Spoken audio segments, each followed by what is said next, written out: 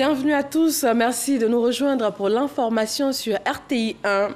Il est déjà à la tâche, le nouveau Premier ministre de Côte d'Ivoire, Patrick Achi, a formé son gouvernement la semaine dernière. Il a reçu aujourd'hui en audience l'ambassadeur de France en Côte d'Ivoire. Le diplomate lui a réaffirmé la disponibilité de son pays à soutenir la Côte d'Ivoire. Ce nouveau gouvernement de Côte d'Ivoire, nommé le 6 avril dernier, continue de s'installer. Les ministres sortants, entrants ou même ceux qui changent de portefeuille ministériel reçoivent leurs nouvelles charges des mains de leurs prédécesseurs. Ils prennent connaissance de leurs nouveaux dossiers. L'examen du brevet d'études du premier cycle BEPC a démarré ce lundi matin par les épreuves d'éducation physique et sportive. Elles vont se dérouler jusqu'au 24 avril prochain sur toute l'étendue du territoire ivoirien. Nous vous proposons ce premier jour en images dans quelques centres d'examen. Et puis l'autotest est le nouvel outil dont s'arme la France pour freiner la propagation de la Covid-19. Ces autotests sont en vente depuis ce lundi dans plus de 6000 pharmacies. Il s'agit de réaliser soi-même un prélèvement nasal avec un résultat disponible en 15 à 20 minutes. Bonsoir à tous. Le jeûne du mois de Ramadan débute demain, mardi 13 avril, en Côte d'Ivoire. La lune a été aperçue ce lundi dans la ville de Bondoukou. L'annonce a été faite par le COSIM, Conseil supérieur des imams, des mosquées et des affaires islamiques en Côte d'Ivoire, et l'AMSI CODIS, Conseil supérieur des imams sunnites de Côte d'Ivoire. Ils sont réunis à la grande mosquée de la Riviera Golfe à Cocody. Le Premier ministre Patrick Achi a reçu ce lundi l'ambassadeur de France en Côte d'Ivoire. Le diplomate est venu réaffirmer la volonté de son pays, la France, à accompagner la Côte d'Ivoire dans sa nouvelle dynamique de développement. Alexis Ouedraogo. Le chef du gouvernement Patrick Achi a reçu ce lundi à la primature l'ambassadeur de France. Il a échangé avec lui, entre autres points, sur la dynamique nouvelle de développement impulsée par le chef de l'État. On rentre clairement dans un moment nouveau. On sent bien une volonté très forte d'accélérer, d'aller plus vite, d'aller plus loin dans le domaine économique et social. C'est l'objectif du président de la République, c'est l'objectif du Premier ministre. Et nous, France, notre volonté, c'est d'accompagner ce mouvement. Et la France entend bien demeurer un partenaire clé du pays sur plusieurs dossiers, notamment l'appui au secteur privé. C'est le secteur privé qui crée de la richesse, c'est le secteur privé qui crée de l'emploi. Et la France a un certain nombre d'outils pour encourager le secteur privé à créer des emplois. Et il ne s'agit pas uniquement du secteur privé français, il s'agit du secteur privé ivoirien, les petites et moyennes entreprises ivoiriennes. Le problème de l'Afrique, c'est le sous-financement du secteur privé. Il y a aujourd'hui un certain nombre de structures qui permettent ce financement. On est dans un nouveau monde, dans une nouvelle économie, et la Côte d'Ivoire est à fond là-dessus, et la France l'accompagnera. Autre point, celui de la relance de l'accord de désendettement et de développement, CEDD3. Les discussions avec les autorités ivoiriennes sont annoncées pour le début du mois de mai. Après 10 années à la tête du ministère de l'Éducation nationale, de l'enseignement technique et de la formation professionnelle, la ministre Kandia Camara passe officiellement le témoin à Mariatou Koné et Kofi Nguessan. Du bilan de Kandia Camara, il ressort plusieurs points de satisfaction, notamment la construction d'établissements scolaires et aussi l'amélioration du taux de réussite aux examens à grand tirage. Didier Nguessan. Avec 1011 milliards de francs CFA pour l'année 2021, le ministère de l'Éducation nationale est le plus important du gouvernement en termes de dotation budgétaire. Une importance qui lui vaut désormais d'être érigé en deux ministères de plein exercice dans le gouvernement Patrick Achi, au lieu d'un ministère suppléé par un secrétariat d'État dans le gouvernement sortant. Mariatou Koné, ministre de l'Éducation nationale et de l'alphabétisation, et Kofi Nguessan, ministre de l'enseignement technique, de la formation professionnelle et de l'apprentissage, entendent chacun, en ce qui le concerne, travailler à consolider les acquis et faire de la Côte d'Ivoire une puissance éducative. J'envisage d'organiser immédiatement des rencontres avec les entités qui peuvent contribuer par leurs idées, expériences et compétences à relever les défis de la mission qui m'est confiée, mission axée sur les résultats. L'une des principales missions sera de déceler les talents de chaque jeune le plus tôt possible en vue de favoriser une orientation adéquate qui permettra de valoriser la formation technique et professionnelle, de mettre à la disposition des secteurs publics et privés une main-d'œuvre qualifiée et de réduire ainsi le taux de déperdition scolaire. La ministre Kandia Camara, de son bilan décennal à la tête de l'Éducation nationale, note plusieurs points de satisfaction. De 2011 à 2020, nous avons fait des investissements pour l'acquisition et la distribution de 34 349 000 kits scolaires pour un montant global de 100 237 703 643 francs. Le taux de réussite aux examens à grand tirage se présente comme suit. CPE. Nous sommes passés d'un taux en 2011 de 58,79% à 84,51% en 2019. Au BPC, nous sommes passés d'un taux en 2011 de 16,88% à un taux de réussite en 2020 de 53,17% au baccalauréat. Nous sommes passés d'un taux de 20,25% en 2011 à un taux de 40,08% en 2020. S'adressant aux syndicats du secteur éducatif, Kandia Camara les invite à une relation de partenariat et une convergence de points de vue avec le gouvernement. Passation de charge également pour le ministère de la Solidarité, de la Cohésion sociale et de la lutte contre la pauvreté. Le professeur Mariatou Koné a transmis les dossiers de son ministère, désormais partitionnés en 2 départements. Kouadio Konon-Bertin, ministre de la Réconciliation et de la Cohésion nationale, et Miss Belmonde Dogo, désormais ministre de la Solidarité et de la lutte contre la pauvreté, ont reçu chacun les charges liées à leurs nouvelles fonctions. Franck Kouadio. Depuis la formation du nouveau gouvernement piloté par le Premier ministre Patrick Achi, le ministère de la Solidarité, de la Cohésion sociale et de la lutte contre la pauvreté est décliné en 2 départements. Échange alors de dossiers pour l'effectivité de la prise de fonction autour du professeur Mariatou Koné qui cède son fauteuil. Kouadio Konon-Bertin, ministre de la Réconciliation, à charge désormais de la Cohésion nationale, et Miss Belmonde Dogo, ex-secrétaire d'État chargé de l'autonomisation de la femme, aujourd'hui ministre de la Solidarité et de la lutte contre la pauvreté. Moment de solennité, mais bien à propos. Professeur Mariatou Koné, à charge de la solidarité depuis 2016, de rappeler quelques axes forts de son action. La réparation des préjudices des crises survenues en Côte d'Ivoire est l'un des pans importants du processus de réconciliation nationale. Elle permet de soulager les victimes qui ont perdu la vie et d'atténuer leur douleur.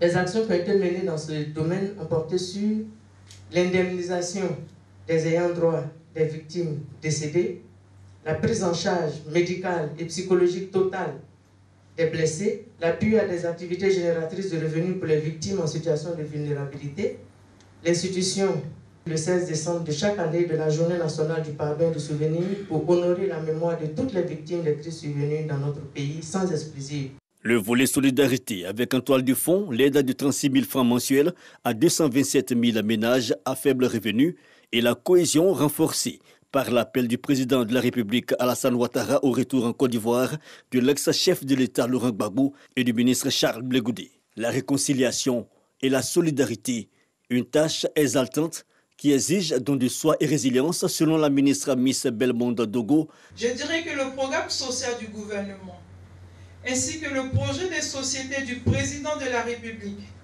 dénommée la Côte d'Ivoire solidaire, permet à la lecture d'une part de cerner les axes principaux des missions dévolues au ministère qui se résument à organiser, promouvoir et mettre en œuvre la solidarité en direction des couches cibles et faire reculer la pauvreté au sein de nos populations.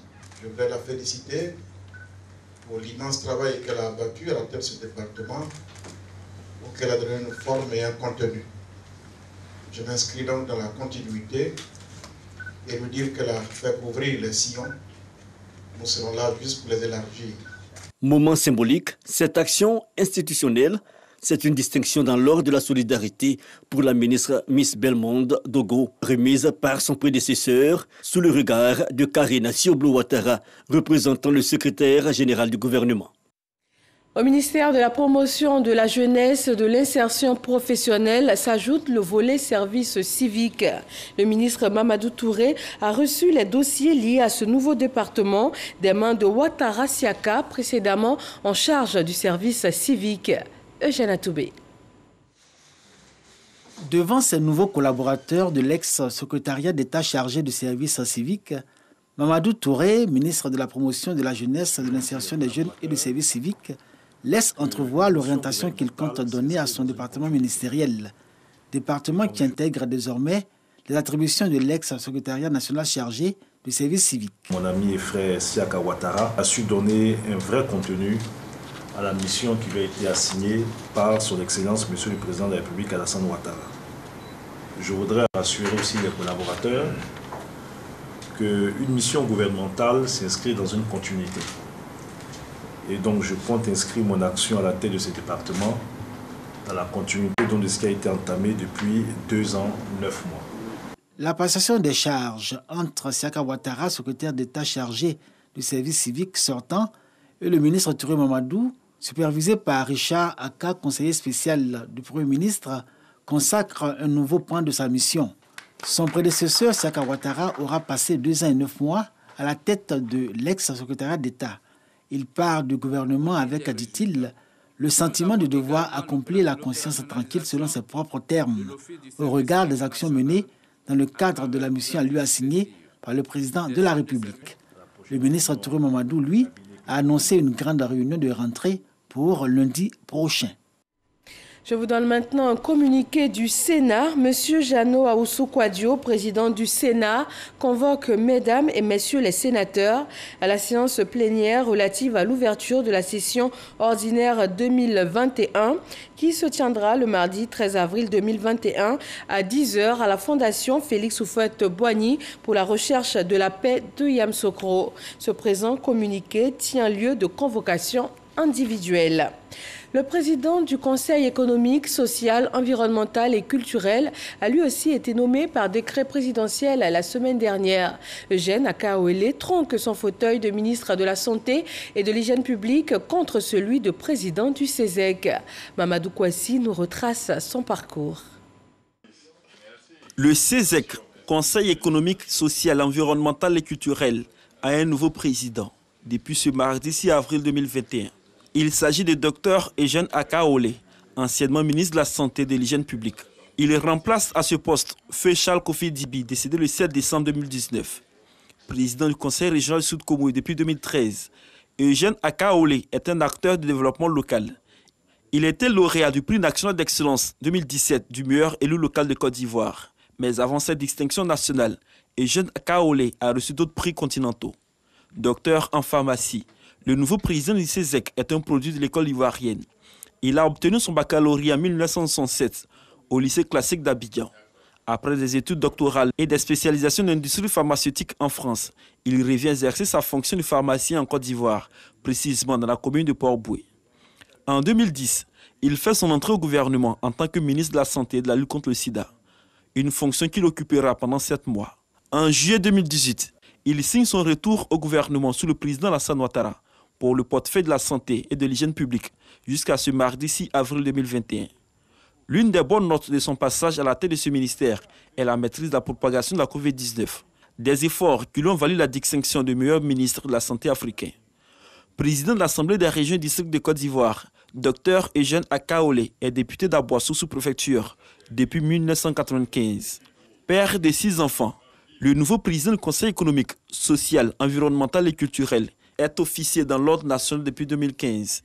Initiateur des collèges de proximité en Côte d'Ivoire, Eugène Akaole est également commandeur dans l'Ordre mérite de l'éducation nationale.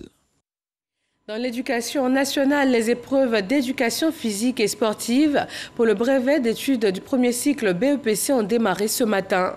La gymnastique, le saut en hauteur, la course de vitesse sont entre autres disciplines soumises aux élèves du 12 au 24 avril sur toute l'étendue du territoire ivoirien. C'est Forazegui.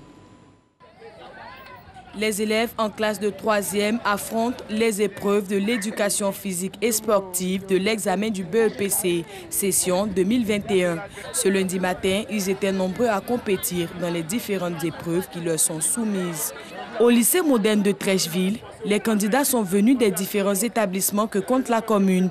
C'est dans la bonne humeur et l'ambiance que ces candidats ont été évalués en lancer de poids, en course de vitesse et en gymnastique. C'est une matière à part entière, c'est la même chose. C'est comme si on était en mathématiques, SVT, tout, c'est coefficient 1. Et donc l'enfant doit avoir la moyenne c'est 10. Il doit prendre ça au sérieux parce que avoir une mauvaise note en EPS peut les couler à l'examen. Les premières disciplines achevées, les candidats espèrent marquer de bons points. On est venu à l'épreuve physique. On est venu composer pour l'examen. Je peux reçu par la grâce de Dieu. Pour cette première journée, aucun incident majeur signalé par les encadreurs. La gymnastique et la course de vitesse sont des disciplines imposées aux élèves.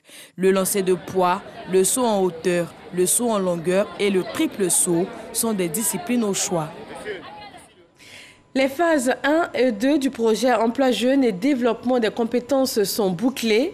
Plus de 65 000 jeunes en ont bénéficié. Et pour le lancement de la phase 3, des études sont menées pour plus d'efficacité encore. Amadou Ouattara. Dans la commune du Plateau, 50 participants issus d'une part du secteur privé et public et d'autre part composés de partenaires techniques et financiers sont autour d'une table. Ils mènent des réflexions avant l'entame de la phase 3 du projet Emploi Jeunes et Développement des compétences PGDEC. Il y a besoin de reformer certaines structures qui font la même chose que d'autres. Le financement qui est vraiment la clé de toute pérennisation à travers le FDFP nécessite également d'être reformé. Donc aujourd'hui, on pense que les débats qui ont eu lieu, vraiment, on n'a pas eu tort de faire cette rencontre. Face à ces différents doublons, dans des attributions et aux interrogations que ceux-ci suscitent, le ministre Mamadou Touré, qui gère désormais le ministère de la promotion de la jeunesse, de l'insertion professionnelle et du service civique, laisse entrevoir des suggestions. Avec la Banque mondiale, nous avons eu le PGDEC 1 à hauteur de 25 milliards de francs CFA, le PGDEC 2 à hauteur donc de 25 milliards de francs CFA. Et là, pour le PGDEC 3, c'est près de 100 milliards de francs CFA qui sont investis donc, dans différents programmes qui concernent l'insertion des jeunes. J'ai souhaité, au nom de la coordination, que les attributions en son des structures soient bien clarifiées, parce que vous avez malheureusement des structures qui se marchent donc, sur les pieds. Vous avez des mesures importantes qui ont été prises par le gouvernement. Beaucoup d'entreprises ne savent pas l'annonce fiscale en ce qui concerne donc, les mesures incitatives en faveur de l'embauche donc, des jeunes. Et donc, j'ai souhaité que mon département ministériel, le ministère de l'Emploi et celui du budget, puissions donc unir nos forces pour mieux vulgariser dans ces actions. Financé par la Banque mondiale depuis 2012, le PGDEC 1 et 2, achevés respectivement en juin 2015 et en décembre 2020, ont totalisé 65 631 bénéficiaires sur un objectif de départ fixé à 59 000 jeunes, soit 111,23% de taux de réalisation. L'état-major général des armées communique. Dans la matinée du 12 avril 2021, un incident est survenu sur le tronçon Petit-Nation-Kafolo, à environ 2 km de cette dernière localité. Il s'agit de la détonation d'une charge explosive au passage d'un véhicule de liaison de la gendarmerie nationale. Cet incident n'a causé aucune victime ni blessé parmi le personnel embarqué. Quant au véhicule, il a subi des éraflures extérieures sans dommages majeurs. L'état-major général des armées invite les populations au calme et les rassure du déploiement d'équipes spécialisées tout en les appelant à la vigilance et à une parfaite collaboration avec les forces engagées. Dans le domaine maritime, les experts de l'économie bleue ont mené des réflexions. Il a été question pour eux d'identifier les goulots d'étranglement dans la chaîne maritime et surtout de partager les bonnes pratiques en matière de logistique portuaire. Les résultats de leurs travaux de recherche avec Lanciné Bakayoko. Selon les chiffres de la Banque mondiale, plus de 90% du commerce international emprunte les voies maritimes. Au niveau africain, les échanges sont même en augmentation continue, notamment en termes d'écoulement de matières premières, de biens manufacturés et de services. Cependant, le développement des activités de l'économie maritime et portuaire se heurte à des problématiques liées notamment au congestionnement des villes portuaires, obstacles à la mobilité et à la compétitivité, aux questions de criminalité organisée et de gestion éco-responsable des ressources naturelles. Dans un tel contexte, les experts du domaine ont décidé d'orienter toute leur stratégie de gouvernance vers des études prospectives et surtout des travaux de recherche. Des travaux de recherche qui visent à apporter des solutions pragmatiques aux défis logistiques auxquels sont confrontés les États africains. Ces défis concernent entre autres les offres de transport, les passages portuaires, la gestion des corridors, mais également les problématiques liées à la pêche, à la sécurité et à la sûreté maritime. Nous allions porter notre intérêt sur le développement des ports secs. Le développement des ports secs, de leur définition à leur opérationnalisation, leur fonctionnalité au service de l'économie ivoirienne et sous-régionale, et pas simplement comme des aires de délestage pour enrayer la congestion au niveau des terminaux maritimes. On pense que c'est un outil structurant, mais encore faut-il avoir des éléments de structuration. Il faut que ce développement logistique africain, il se fasse par des Africains, pour des Africains, qu'on intègre cette dimension interculturelle qui n'a jamais été intégrée jusqu'à maintenant. Il y a eu des centaines et des centaines de millions d'euros qui ont été dépensés dans des projets qui n'étaient absolument pas adaptés. On ne peut plus se permettre ça. L'équipe de recherche est composée d'experts internationaux, d'enseignants d'université et de l'Académie régionale des sciences et techniques de la mer d'Abidjan-Yopougon. Nous l'annoncions en début de journal, le jeûne du mois de Ramadan débute demain, mardi 13 avril en Côte d'Ivoire. La lune a été aperçue ce lundi dans la ville de Bondoukou, suivant les déclarations du COSIM et du CODIS. Communiqué. Le Conseil supérieur des imams, des mosquées et des affaires islamiques en Côte d'Ivoire, COSIM, et le Conseil des imams de l'Association des musulmans sunnites en Côte d'Ivoire, AMSI CODIS, informent la communauté nationale que le croissant lunaire marquant le début du Ramadan 2021, correspondant à l'an 1442 de l'Hégire, a été observé d'abord à Bondoukou, au quartier Malarasso, par un grand nombre de fidèles. Comme ce même croissant a été observé à Bonon par au moins 4 personnes. Par conséquent, le jeûne du mois de Ramadan commencera en Côte d'Ivoire, Inch'Allah, demain mardi 13 avril 2021. Les imams souhaitent bon Ramadan à toutes et à tous. Nié Kibaraye, Kabanya Limami, Tomba Flayoro, Côte d'Ivoire, COSIM ani AMSI CODIS ko ka silama bɛɛ lajɛlen lalɔnniya k'a fɔ sunkalo kalo yeli sabatila Malagaso Bɔndugu mara la silama caman bolo ani fana bɔnɔ ko ladon taratalon avril kalo tile 10 ani saba 2021 la o le bɛna bɛn an ya sunkalo kalo tile fɔlɔ ma san 1442 ani 42 hijira la. Limamu bɛ Ala subhanahu wa ta'ala dala ka kalo ni hɛrɛ caya Ala m'o kɛla k'an ya bato minɛ a kɔnɔ Ala m'o kɛla wassalamu alaikum wa rahmatullahi wa barakatuh.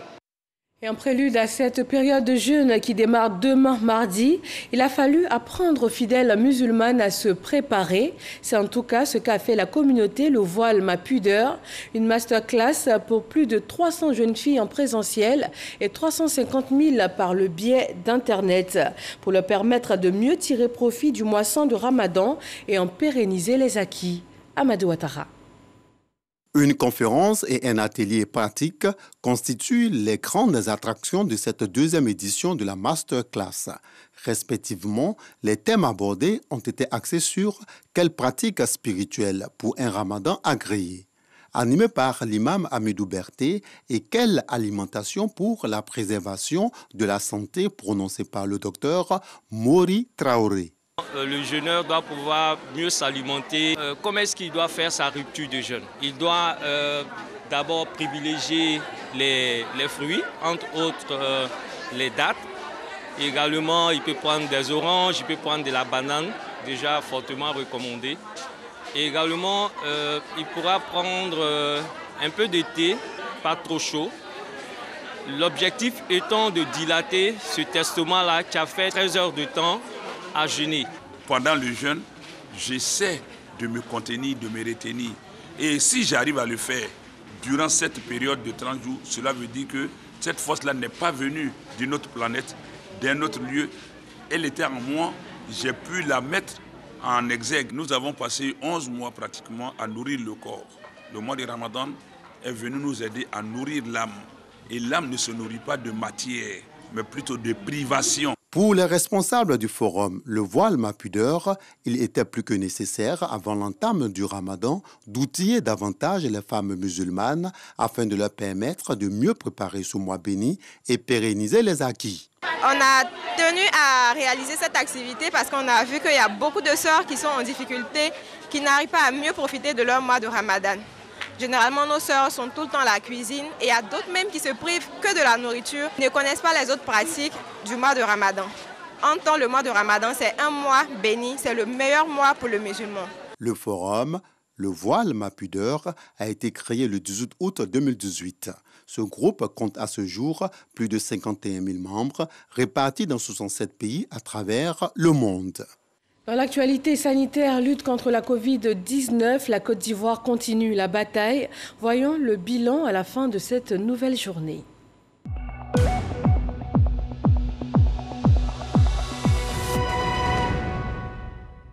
54 nouveaux guéris en Côte d'Ivoire aujourd'hui, malheureusement 5 décès. Le pays compte 21 nouveaux cas. À la date du 12 avril, la Côte d'Ivoire compte donc 45 227 cas confirmés, 44 683 personnes guéries, 268 décès. Total de personnes vaccinées, 68 843. À ces chiffres vont bientôt s'ajouter les personnes qui vont se faire vacciner à Korogo. Le centre Covid de Korogo a inoculé aujourd'hui sa toute première dose du vaccin anti-Covid. 10 000 doses sont disponibles pour la région du Poro. Elles sont prioritairement destinées aux agents de santé, enseignants, forces de défense et de sécurité et aux personnes âgées de plus de 50 ans. Après le test salivaire, l'autotest est le nouvel outil dont s'arme la France pour freiner la propagation de la Covid-19. Ces autotests sont en vente depuis ce lundi dans 6 000 pharmacies. Il s'agit de réaliser soi-même un prélèvement nasal avec un résultat disponible en 15 à 20 minutes. S'il est positif, il faut ensuite le confirmer avec un test PCR plus fiable. Pour l'heure, ces autotests seront proposés aux enseignants, aux professeurs et ensuite aux élèves de plus de 15 ans à compter du 3 mai prochain. Ici en Côte d'Ivoire, dans le département d'Issia, Digbeguye est un village appartenant à la sous-préfecture de Namané. À l'initiative des femmes de la localité, l'association Azowagi a vu le jour. Sa mission, lutter contre la pauvreté. Kader Sogodogo. Azowagi en ethnie Bété signifie « prenez soin des enfants ». C'est le nom que s'est donné l'association des femmes de Digbeguye dans la sous-préfecture de Namané. Nous sommes dans le département de Issia. Leur secteur d'activité, l'agriculture. Le faisant, elles veulent se donner les moyens de lutter contre la pauvreté et surtout participer à l'éducation scolaire de leurs enfants à travers l'approvisionnement de la cantine de l'école. L'association de Digbeguye a été créée il y a quelques années à l'initiative des femmes de Digbeguye, les allogènes, les autochtones et les étrangers en vue de créer des activités génératrices revenus tels que la culture de riz, de manioc et de maïs pour sortir de la pauvreté. Depuis la création d'Azowagi, à son actif, plusieurs actions parmi lesquelles l'approvisionnement de la cantine en milieu scolaire, le soutien financier aux femmes en détresse et les règlements des conflits dans certains foyers des membres de l'association. Pour marquer une pause après des activités champêtres rudes, elles initient des moments festifs chaque année. Pour la présente édition, les femmes Azouagui ont choisi comme parrain le député de Ouangolodougou, Traoré Drissa, qui représente pour elle un ambassadeur du développement local. Ces actions ont dépassé les frontières de Ouangolodougou jusqu'à Issia. L'honorable député salue d'ailleurs les efforts consentis par ces femmes. Je voudrais à présent me tourner vers nos braves mamans de l'association des femmes de Dugogwe. Madame la Présidente, votre démarche m'a agréablement surpris, car elle est d'une originalité inimaginable. Offrir une partie de vos durs labeurs à nos enfants afin de leur permettre de se nourrir à la cantine est un geste qui séduit les parents d'élèves que nous sommes. Combien d'élèves ont-ils abandonné le chemin de l'école faute de nourriture à midi? Des milliers. Si nous avons des femmes qui nous aident à prendre en charge nos enfants à travers la culture du riz, pourquoi en ne pas les soutenir? Prochain challenge des femmes Azouagui, dotées d'Ibegoué, d'un dispensaire et d'une maternité pour le bien-être sanitaire de la mère et de l'enfant. La célébration de la fête de Pâques est aussi synonyme d'action de développement de ce type en pays baoulé. À Didiévi, dans le village de Polonou, Pakinou, a donné l'occasion à l'installation du nouveau chef de village et également à la fête de la lumière. Voyons cela avec Didier Nguessan. Village de Polonou à 13 km de Didiévi. Cet uniforme cousu en 2020 est ressorti des valises pour Pakinou 2021. Venus en grand nombre, les ressortissants de ce village s'activent pour les festivités. Les hommes s'improvisent bouchers et les femmes s'attellent à la cuisine. Au menu, l'incontournable foutou igname. C'est l'occasion de tester le talent culinaire des belles filles. On s'occupe bien de moi, hein. On a la cuisine, avec les belles, on essaie d'échanger un peu les connaissances en matière culinaire, on partage. Les gens en parlent tellement que cette année-là, j'ai voulu participer à la fête des Pâques pour voir qu'est-ce qu'il y a dedans. Mais je suis arrivée aussi, j'ai vu que la fête de Pâques, réellement, ce sont les retrouvailles. Dans chaque famille se tient une réunion. Au cours de ces rencontres, n'est admise que la langue baoulée. Garde aux réfractaires. Au cours des réunions, on leur apprend à parler le baoulé. On peut faire une réunion typiquement en baoulé, hein, mais si par erreur un mot français sort, on te colle une amende. Hein. Il est aussi question de développement. La PAC, c'est un outil de développement pour le peuple baoulé, en particulier ceux de Didiévi. La plupart de ces maisons que vous voyez ont été construites par les planteurs. Les planteurs qui, dans le mois de novembre, décembre, janvier, février, mars, ont un peu d'argent. Ils viennent au village, ils se réunissent, des axes de développement, ils font des projets et c'est à travers ces projets que le développement de ce village a pris son envol. Aujourd'hui, nous sommes heureux de pouvoir faire bénéficier de toutes les commodités de la ville à nos petits frères, à nos enfants qui sont au village. Et aujourd'hui, voilà nos parents qui ont changé d'habitude. Vous les voyez se promener maintenant à partir de 22 h. À Polonou, point besoin de vigile, la sécurité est la fin du chien de garde et ne vous fiez surtout pas à sa forme. Après le déjeuner, place aux festivités.